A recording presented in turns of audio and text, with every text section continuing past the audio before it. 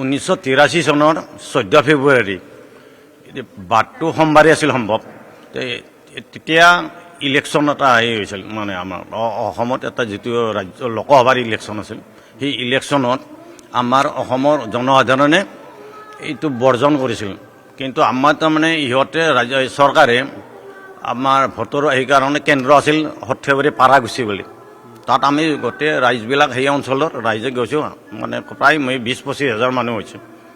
সিহঁতে যেতিয়া বৰ্জন কৰা গৈছিল সেই সময়ত তাৰমানে ছত্ৰভংগ দিয়াৰ কাৰণে সিহঁতে গুলী চালনা কৰিছে, যধে মধে গুলী কৰিছে। ময়ো আছোঁ স্পটত।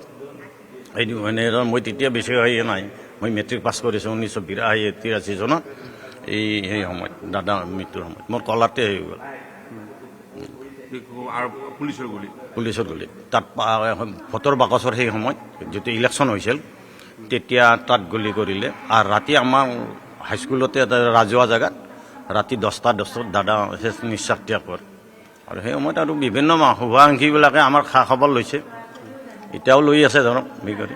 আৰু ৰাজ্য চৰকাৰে যিখিনি পদক্ষেপ লৈছে সেইখিনি বৰ ভাল এটা পদক্ষেপ এটা।